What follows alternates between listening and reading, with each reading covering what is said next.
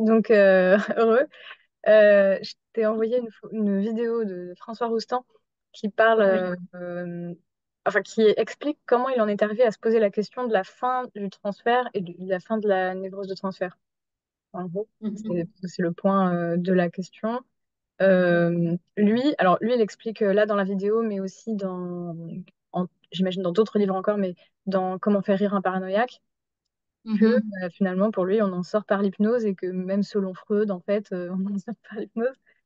Et puis, Mhm. du coup, je te pose la même question. Ah oui, il y a une autre vidéo, enfin, dans cette même conférence, interview, Mhm. où il dit, euh, que bah, justement à l'époque où il était étudiant, il pose la question à un ami qui lui dit, oh, mais mon pauvre François, t'en es encore là, on n'en sort pas.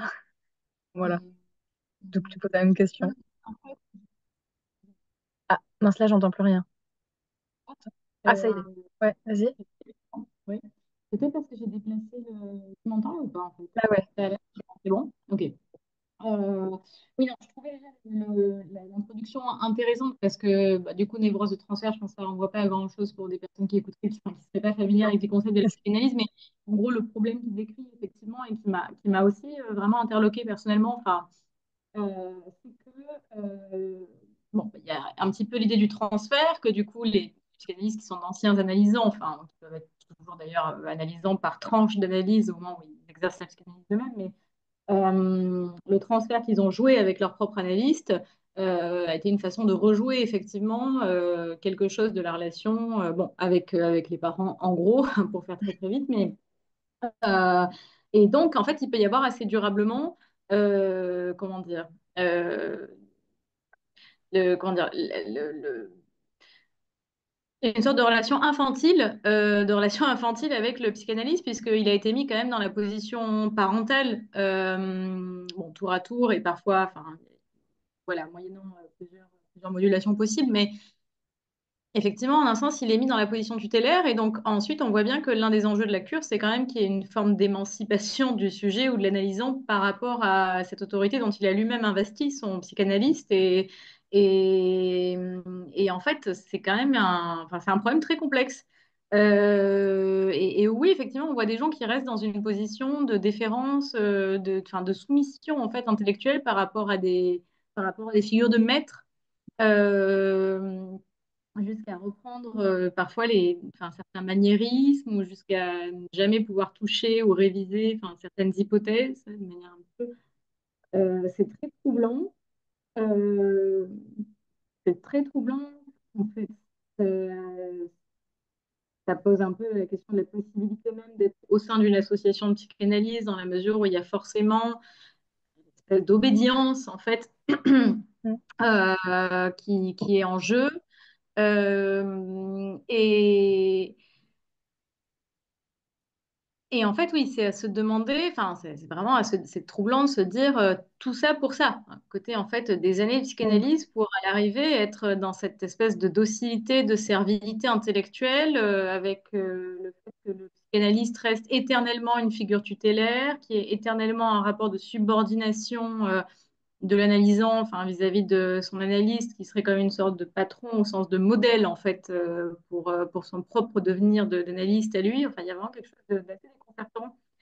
Et, et donc oui, la question se pose et je crois en fait la question se pose dans les deux sens. Tu sais, j'ai publié un article récemment que j'avais trouvé vraiment très très intéressant sur la fin de la cure et à en donner une des choses qui était évoquée par l'auteur, dont j'ai oublié le nom là tout de suite. C'est pas Béatrice, Béatrice quelque chose? Oui, Bonne-Guedel? oui, exactement, ouais. Ouais, c'était ça. C'était ça. Euh, et oui, exactement. Et donc, elle évoquait aussi le fait que parfois, l'analyse de son propre côté avait du mal à laisser partir le patient, parce qu'il peut aussi y avoir un attachement narcissique, en fait, à cette position tutélaire, à cette position de psychanalyste. Donc, enfin, moi, ça, c'est vraiment des choses qui m'ont préoccupée. Parce que de façon personnelle, à l'échelle de ma propre cure, j'ai atteint un stade à un moment donné que j'ai considéré moi comme un saut qualitatif, hein, il y a eu un changement dans ma manière d'être.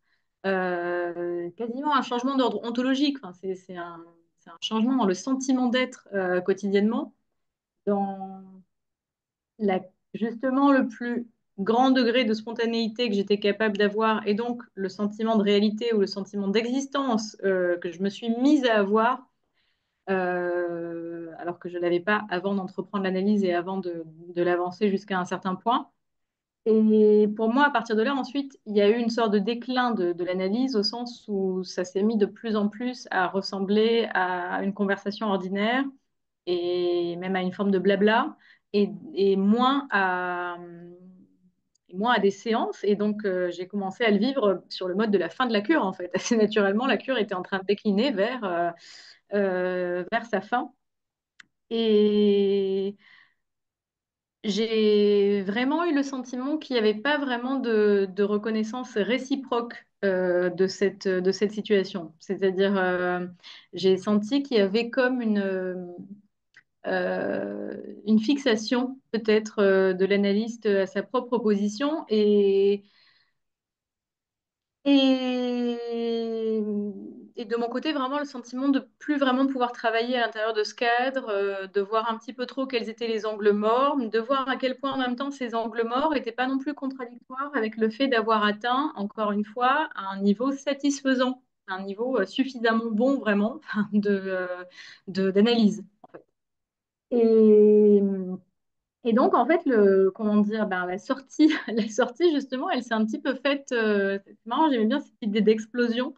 Mm. Dans la Parce que moi, vidéo. c'est par un geste de rupture, en fait, unilatéral, quoi. C'est-à-dire que dans la mesure où je sentais qu'une reconnaissance réciproque de cette situation n'était pas vraiment jouable, n'était pas vraiment possible, bah, ça s'est traduit par un geste de rupture assez, enfin, longuement réfléchi, longuement mûri, mais qui n'en a pas moins été quand même, voilà. Euh, radical dans sa portée. Et donc, je crois qu'il y a...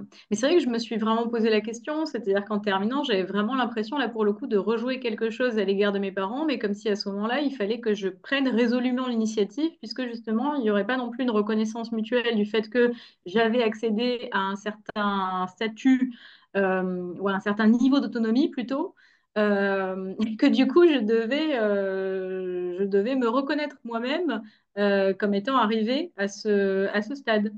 Et donc effectivement, il y a quelque chose d'intéressant là parce que il y a mon propre transfert, mais il y a aussi quand même la réalité du cadre et la réalité contre-transférentielle et en fait la rencontre entre ces deux logiques transférentielles. Et, et oui, c'est une vraie question. Enfin, c'est une vraie question. Et d'ailleurs, alors, en fait, je trouvais une fois, un patient m'a demandé si la fin de l'analyse, c'était de pouvoir devenir à soi-même son propre analyste. Et je trouve que la formule est très bonne. Enfin, ça pourrait être une bonne définition quand même de la fin de la cure, oui, peut-être ce moment. Alors, il y a deux choses en fait moi, qui me viennent à l'esprit. Enfin, c'est déjà, il peut y avoir quelque chose comme une transgression, voilà, du cadre par rapport Mhm. à l'analyste. Et donc, il faut s'autoriser en un sens cette transgression-là. Euh, il faut l'assumer et donc aussi faire le deuil qui en découle. Enfin, c'est une position quand même assez inconfortable. C'est rompre avec des années de justement cet aménagement psychique qui est quand même celui de la cure, cet espace de parole, etc. Donc là, d'un seul coup, il faut quand même vraiment euh, radicaliser un petit peu le sentiment de l'autonomie qui a été acquise.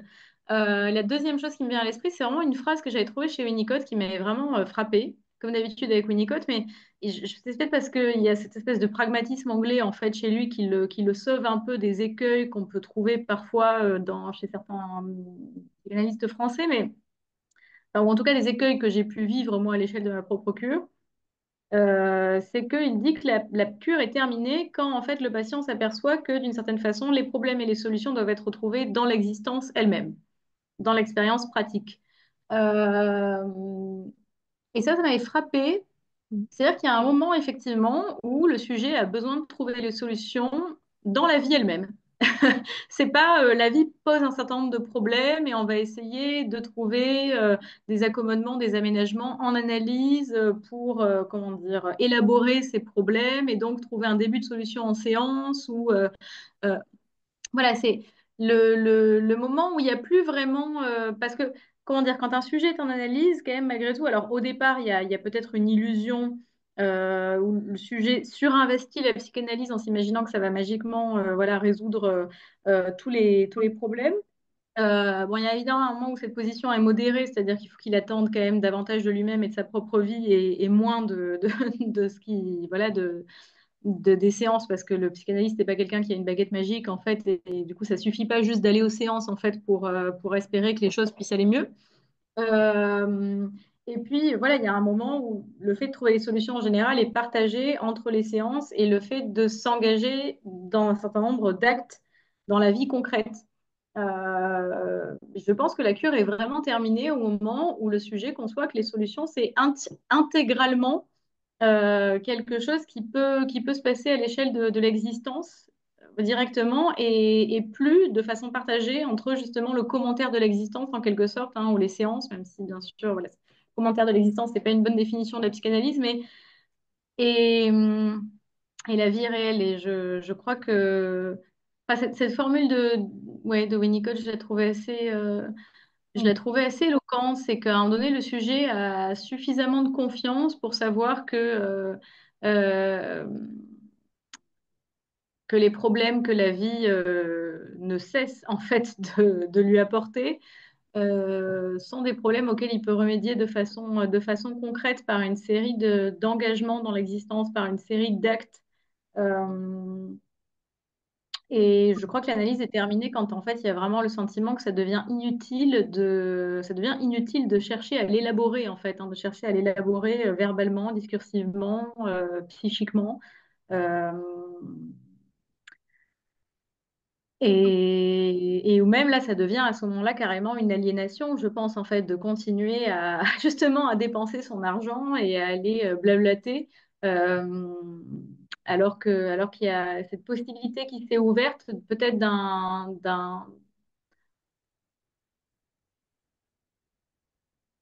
comment dire, d'une capacité à exister qui est supérieure, c'est-à-dire aussi du coup à agir en fait, à agir. Enfin, c'est presque une puissance d'agir. C'est quasiment de cet ordre-là en fait. Ouais. Il y a une puissance d'agir qui a été augmentée. Mm. Ça me fait rire parce que c'est exactement ce que j'ai écrit ça depuis moi. Mais oui, je pensais, est-ce que tu dirais donc cette capacité à agir qui découlerait peut-être d'une confiance en ce qu'on sent, enfin, d'agir en fonction de ce qu'on sent, parce que ça, en gros, c'est un peu ce dont parle François Roustan avec l'hypnose. Il parle d'hypnose et ce qu'il fait, c'est vachement de la pleine conscience quand même, des trucs un peu méditation, faire attention à ce qu'on sent. Et dans la vidéo, il dit sentir ses pieds, voilà, c'est un peu ça. Euh, voilà. Mhm. Ça fait bien. Alors, je sais plus pourquoi j'ai pensé à ça. C'est par rapport à quelque chose que tu as dit, mais je ne sais plus quoi. Je pensais à ce que j'ai dit à du coup, ma psy d'avant. Je dis que ça rendait moins borné, Mhm. que sa façon de travailler. Et du coup, elle m'a dit, ah oui, bah oui, oui, c'est par rapport à ce qu'on disait sur le fait de rester dans une certaine obédience, d'avoir des maîtres et tout. Et elle m'a dit oui, et que ça aidait je disais que ça aidait aussi dans le travail en philo, du coup. Et du Oui. coup, elle m'a dit les philosophes bornés, c'est comme les psychanalystes bornés. Mhm. Voilà. Mhm. Je pense que Mhm. ça résume bien. Enfin, ça fait bien. Toi, tu voulais dire qu'en philosophie, ça t'avait aussi aidé à être moins tributaire Alors, de... moi, je pensais non, juste moins borné. Enfin, c'est-à-dire, oui, Oui, oui, peut-être. d'accord. Oui, mais peut-être il y a de ça aussi, oui, c'est-à-dire moins adhérer à un truc qu'on prend pour la vérité, peut-être, tu vois. Un paradigme qui serait... D'accord, oui, oui, oui, je vois. Oui, quelque chose de... Mhm. Et en Mhm. fait, plus douter, plus questionner, même sans penser, ou plus borné, moins, moins borné dans tous les sens du terme. Oui, Mais je vois peut-être tolérer davantage ce qui est paradoxal ou ce qui est contradictoire et oui, oui, voilà. Ouais. non avoir une pensée en système qui se fasse toujours sur l'exclusion de la contradiction ou Mm. effectivement, de ce qui ne pourrait pas être expliqué. Oui, oui, oui, d'accord, oui, je comprends bien. Oui, effectivement, complètement. Bah, de toute façon, la psychanalyse, oui, fait varier la conception, enfin, la façon que tu as de pratiquer jusqu'au raisonnement philosophique. Mais je crois qu'en retour, la formation en philo permet aussi d'avoir peut-être plus de recul et plus vite par rapport à la psychanalyse. C'est Mm. justement cette position un peu dissidente qu'on entend dans la vidéo, là, enfin, tu vois, Ouais. euh, est quelque chose c'est quasiment une position, c'est quasiment une critique socratique de la psychanalyse à la fin, ça, une espèce de sidération. J'ai l'impression que les gens qui viennent quand même de la philo ont peut-être plus facilement ensuite ce, ce recul aussi par rapport à la prétention que pourrait avoir la psychanalyse d'être euh, euh, comment dire, la psychanalyse ou les psychanalystes eux-mêmes d'ailleurs, en fait, voilà, de jamais pouvoir être vraiment... euh, Contredit, pardon? contredit même, justement, non? Enfin, Oui, c'est pas que le contredit, truc. oui, complètement. Oui, oui, oui, c'est oui, totalement, ouais, oui, oui, on pourrait le dire comme ça, oui. Euh, hmm. Euh, Bah ouais, bah, du coup je passe à la question dont on m'avait parlé juste avant.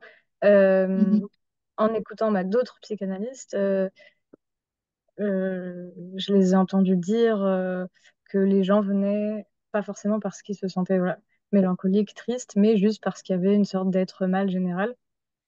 Et donc ma mhm, question c'est qu'est-ce qu'ils disent, enfin, quelle serait la nature vraiment ou la définition de cet être mal si c'est pas par, si on le définit pas par une tristesse, une mélancolie. mhm, mhm. Oui, C'est non, mais compliqué. non, mais être mal, oui, en fait, tu veux dire pour toi, du coup, c'est pas forcément une dépression caractéristique enfin, caractérisée, pardon, qui emmènerait quelqu'un Oui, que. même si c'est pas une dépression, même si c'est juste qu'on est un peu triste, Mhm, mhm, euh, il disait qu'en gros, c'était pas, mais c'était même pas forcément ça. C'était juste être mhm. mal. Mais qu'est-ce que c'est qu'être mal si c'est pas être un peu triste? Oui, parce que je pense que justement, être un peu triste, c'est plutôt un produit de la psychanalyse au sens où le sujet devient capable d'être un peu triste, Ah, justement, ouais. et Ouais. d'accéder à une émotion comme celle de la tristesse. Euh, enfin, je veux dire, à des émotions, oui, des émotions de tristesse ou de parfois de deuil ou de déprime, en fait, qui sont normales. Je pense que ça fait au contraire partie des capacités auxquelles la psychanalyse éduque un petit peu, cette idée de pouvoir transformer la névrose en malheur ordinaire, enfin d'arriver où la fin de la cure, ce serait justement d'avoir accédé à cette situation de malheur ordinaire, et donc, parfois Mm. avec tous les états de tristesse que ça suppose. Euh, mais je sais pas, cet être mal, je pense que effectivement, sans que ça se traduise nécessairement par quelque chose de spectaculaire, euh, moi, je constate vraiment que les patients qui viennent en analyse, généralement, bon, c'est pour des raisons très, très variables, mais globalement, sont des sujets qui euh, ne se sentent pas vraiment la compétence d'exister, Mm. euh, d'être vivants et, ou d'être des sujets et qui se demandent comment les autres font et qui ont un peu ce sentiment kafkaïen de se demander pourquoi les autres sont normalement constitués, sont normalement appareillés, on va dire, pour réussir à exister, alors que eux ont le sentiment qu'à un niveau, là aussi, ontologique, il y a quelque chose de fondamental qui leur fait défaut. Mm. Euh, qui fait qu'en un sens, ils sont toujours un peu boiteux dans l'existence. Voilà. Je pense qu'il y a ça, il y a ce sentiment-là d'une infirmité. Euh, le sentiment de ne pas savoir ce que les autres sauraient, enfin, ou ce dont les autres auraient une forme de connaissance intuitive ou évidente. Mm. Ça, c'est une position un peu infantile, comme un enfant qui supposerait que les adultes ont des secrets ou les adultes savent des choses importantes. Euh, et puis, Si après on va à un niveau plus winnicotien, probablement le sentiment de ne pas exister du tout. C'est un niveau encore plus radical, mais un sentiment d'irréalité et du coup le sentiment de Mhm. ne pas pouvoir vraiment vivre sa vie et de ne pas avoir commencé à exister et d'être toujours dans des modes de raisonnement qui traduisent le fait que bah, le sujet se représente qu'il commencera à exister véritablement quand, tac, tac, tac. Enfin, quand il aura changé de métier, ou quand il aura obtenu tel poste, ou quand il aura rencontré tel type de personne, ou quand il aura perdu 25 kilos, ou quand ceci, cela. Enfin, il y a vraiment cette idée-là d'une vie, d'une vraie vie qui n'a pas encore démarré. Mhm. J'ai l'impression que c'est différentes choses qui sont toutes, en fait, c'est assez marrant parce qu'elles sont toutes à un niveau, enfin, dans les termes philosophiques, elles sont toutes à un niveau ontologique, en fait. Euh, c'est Ouais. toujours soit un défaut d'être, un sentiment de défaillance, un déficit d'être, enfin, je dirais un manque d'être, quoi. Soit, soit le sentiment de ne pas être du tout. Euh, mais en tout cas, voilà, il y a quelque chose de cet ordre-là. Et peut-être que c'est ça, être mal, Mhm. on pourrait dire que c'est mal être, au sens où il y a une difficulté à être, en fait, tout simplement. Enfin, je crois que Mhm. vraiment, la difficulté qui amène les gens en analyse, c'est le fait qu'ils ont du mal à juste être. Ils ont du mal à exister. C'est épuisant, en fait, pour eux d'être. Mhm. Euh, pour toutes sortes de raisons. Hein, mais du coup, je crois que c'est quand même globalement ça qui amène les gens à l'analyse. D'accord. Ouais, merci, c'est bien clair. C'est vrai. Oui, et je pensais, par rapport à ce sentiment que la vie n'a pas commencé, il y avait Suzy Morgenstern qui citait quelqu'un, je crois, mais en disant qu'elle avait dit. Bah alors, ce qu'elle avait vu, c'était une citation, je ne sais plus qui disait que. Attends, est-ce que c'est une citation ou c'était elle? En tout cas, elle se disait que ado, que la vie n'avait pas encore commencé, que ce serait quand elle serait adulte, et elle demandait à sa mère, mais quand est-ce que la vie commence, maman J'ai l'impression que elle avait écrit comme ça, j'ai l'impression que la vie n'en finit pas de ne pas commencer, parce qu'elle était ado. Oui, Donc, je ne sais pas si tous oui, les ados ont ce sentiment-là non plus. Elle, ça lui paraissait une bonne définition de l'adolescence, cette impression-là. oui, c'est vrai, oui. Mm. Oui, parce que c'est une période transitoire où Mm. enfin, il y a une espèce d'imminence du commencement et en même temps, c'est. Voilà. Mm. Euh, Après, effectivement, quand cet état se prolonge, on va dire, à l'âge adulte, c'est peut-être justement exactement ce qui amène les patients, enfin, pas de façon systématique non plus, hein, c'est Ouais. pas vrai, parce que souvent, les patients plus âgés viennent peut-être pas précisément pour ce type de raison, mais quand même, c'est un motif de consultation assez fréquent. Et où d'ailleurs, enfin, ce qui est intéressant, c'est que du coup, le lieu de l'analyse, la parole analytique, quand elle est pleine, justement, donne ce sentiment d'être, étoffe vraiment le sentiment d'être et l'intensifie. Et, et donc, c'est une première expérience d'être en un sens beaucoup plus plein, justement, dans cette manière de s'incarner à travers la parole analytique. Mm. Euh, une patiente me disait encore ce matin, quand je fais ça, je me sens vivante. Et c'est très intéressant qu'il y ait cette expression-là de je me sens vivante parce que justement, c'est un sentiment qui fait défaut le restant du temps. Il est tellement, justement, il Mm. ressort parfois par son caractère très sporadique, son caractère d'exceptionnalité. Et justement, c'est les patients qui souffrent du caractère d'exceptionnalité de ce sentiment d'être vivant.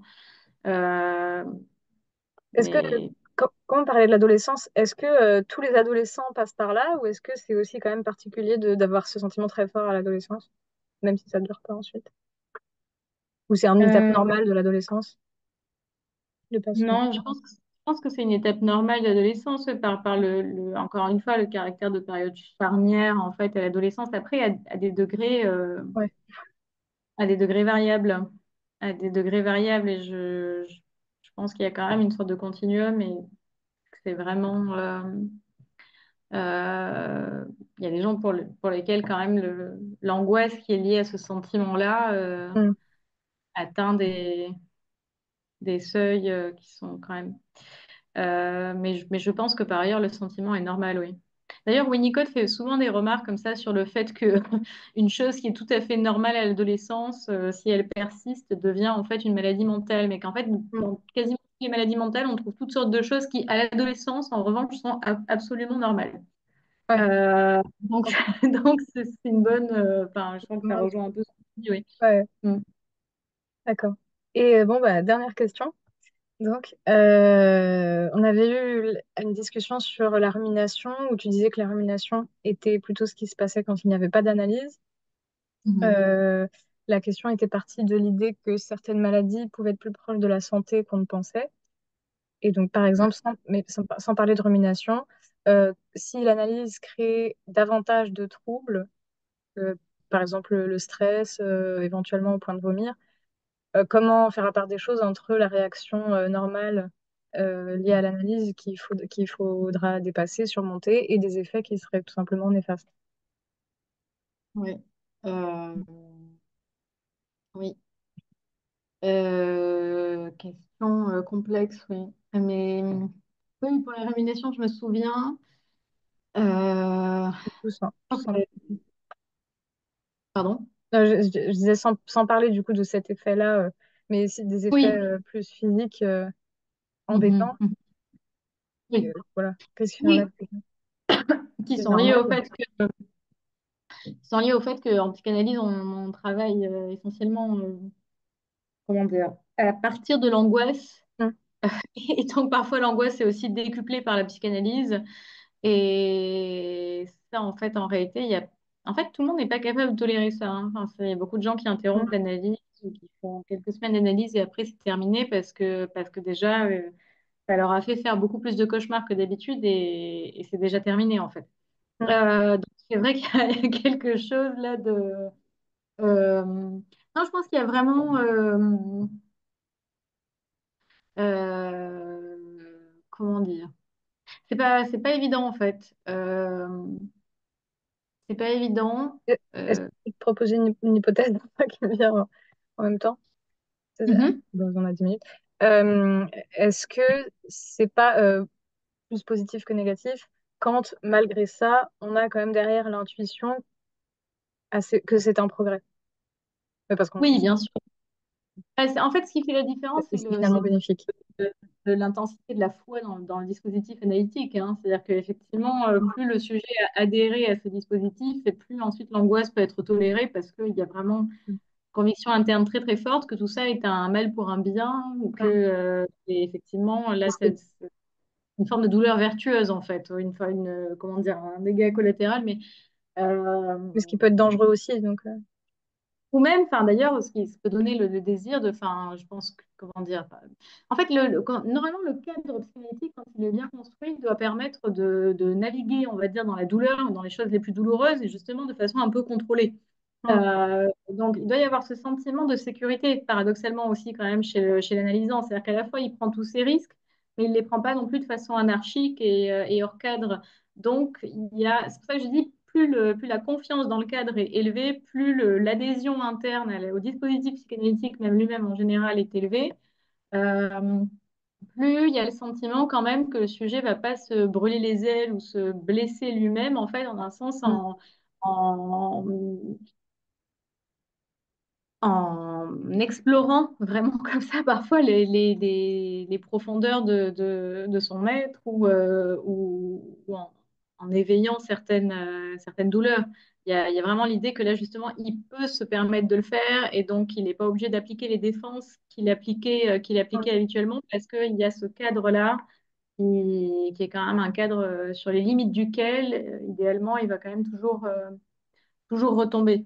Donc, mais bon, évidemment qu'il y a quand même toujours une prise de risque. Enfin, il y a beaucoup de remarques de Winnicott là aussi sur le fait que quand un patient est très très régressé, il faut quand même essayer de faire en sorte que ça se, ça se fasse dans les limites du cadre et que ça aille pas jusqu'à l'hospitalisation, que ça aille pas non plus jusqu'à un suicide parce que c'est quand même toujours un risque aussi. Donc, évidemment, en fait, une chose qui est pratiquée à l'intérieur de la cure et qui est soutenue par le cadre, enfin, c'est-à-dire qu'il ne peut pas y avoir des dérapages ou que ça ne peut pas parfois, justement, passer outre ce que le cadre lui-même peut prendre en charge, entre guillemets. Enfin, donc, Donc c'est un risque, en fait. C'est pour ça qu'effectivement, il y a quand même aussi un danger en instance de l'entreprise analytique et faut une certaine endurance. Mhm. Euh, et je pense qu'en fait, les gens tolèrent ça, le danger, entre guillemets, et réussissent à avoir cette endurance quand ils ont le sentiment que comment dire, l'alternative au fait Ouais. de faire une analyse, c'est d'avoir l'impression de mourir à petit feu. Enfin, c'est vraiment un Mhm. sentiment de néant ou de mort subjective. Donc effectivement, quand l'alternative, c'est quand même de ne pas réussir à exister du tout, bah, du coup, c'est tolérable. Ouais. C'est un petit peu, je pense, C'est toujours plus de vie que. Ouais. oui, c'est toujours plus de vie exactement que, oui, que. Mm. Du coup, je pensais pas mal de finir sur une phrase de François Roustan. C'était dans Comment faire rire un paranoïaque. Mm. Il disait, alors il parlait de l'analyste, mais il disait, euh, non, c'est le début de la phrase. La fin de la phrase, c'était suppose l'échec de la maîtrise. Hmm. Attends. Mhm. Ouais, c'était l'efficace du désir suppose l'échec de la maîtrise. Et ce qu'il y avait un peu avant et un peu après, c'est mais cette impossibilité de prévoir si le ressort de l'analyse dans tel cas déterminé fonctionnera ou non, impossibilité de prévoir, qui est une impossibilité de maîtriser et donc de diriger, découle de l'essence même de ce ressort. L'efficace du désir suppose l'échec de la maîtrise. Sans ces incertitudes, jamais rien ne pourrait se jouer, parce que sans elles, il n'y aurait pas de risque. Et sans risque, il n'y aurait jamais une chance de nouveauté et d'invention, il n'y aurait jamais désir misé et donc déjà perdu. Voilà. Oui, absolument. Ça me fait beaucoup. Déjà, ça rejoint beaucoup ce qu'on disait sur la position dogmatique versus l'indétermination, le non-savoir, plus en plus de plaisir dans cette situation de non-savoir, de prise de risque. Euh, mais aussi, même l'augmentation de la puissance d'agir va avec l'augmentation à tolérer le risque, en fait, évidemment. Enfin, en fait, c'est vraiment complètement corrélé. Mais oui, ça me fait penser aussi. Alors, il reste combien de temps là, en fait, parce que 4 minutes 13.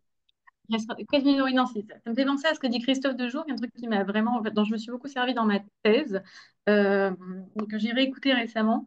Et ça se trouve dans le premier épisode de la série de vidéos, là, dans le documentaire qui s'appelle J'ai très mal au travail, et où en fait toutes les interventions de Dejour sont répertoriées sur une playlist là, YouTube, voilà.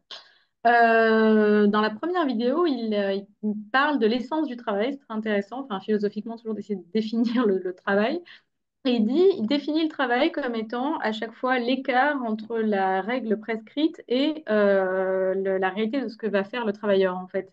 Enfin, comment dire, non, pardon, l'écart entre la règle prescrite et la situation concrète à laquelle le travailleur se trouve confronté, qui est plus ou moins inédite, et qui fait qu'il ne peut pas se contenter d'appliquer mécaniquement à chaque fois un protocole ou une règle, sans quoi, en fait, enfin, je veux dire, s'il se contentait de faire ça et n'était pas zélé, comme le dit Christophe Dejour, c'est-à-dire s'il ne faisait pas preuve à chaque fois d'ingéniosité ou de réflexion, en appliquant simplement la règle de façon systématique, vraiment, ça partirait à volo. Enfin, là, ça veut dire vraiment l'usine est fermée en une semaine, en fait, si tous les travailleurs font ça. Donc, c'est très intéressant parce que il y a vraiment cette idée de l'écart. Et alors, ça va aussi voilà, pour toutes les formes de travail.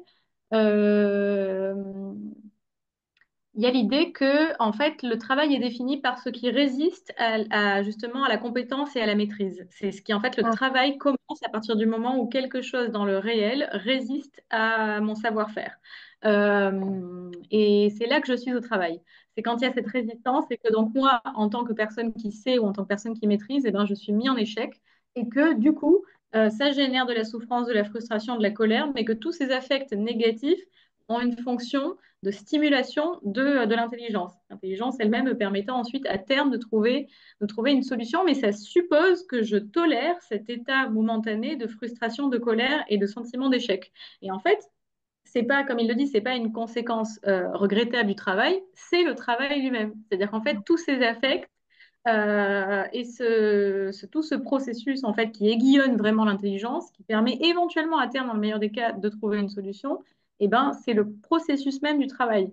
De telle sorte d'ailleurs qu'on pourrait dire qu'une forme de travail aliéné, c'est un travail qui est bah oui, totalement mécanisé et où il n'y a plus justement cet écart et donc la nécessité de faire preuve certaine ingéniosité. Donc, je trouve ça intéressant parce que c'est un petit peu, enfin, moi, je vois souvent, mais bon, c'est vraiment une idée qui s'était appliquée aux anorexiques en particulier, mais à quel point, en fait, guérir de l'anorexie, c'est être capable de travailler en ce sens, justement, voilà, c'est ce qu'il a été défini par Christophe Dejour, et notamment parce que ça mobilise tous ces affects qui sont liés à un état d'indétermination, à la prise de risque, et oui, effectivement, c'est une bonne définition de la guérison. Et en un sens, comment dire, la première occurrence de ça, de cette capacité à tolérer le risque et l'indétermination, elle se passe dans et par la cure elle-même.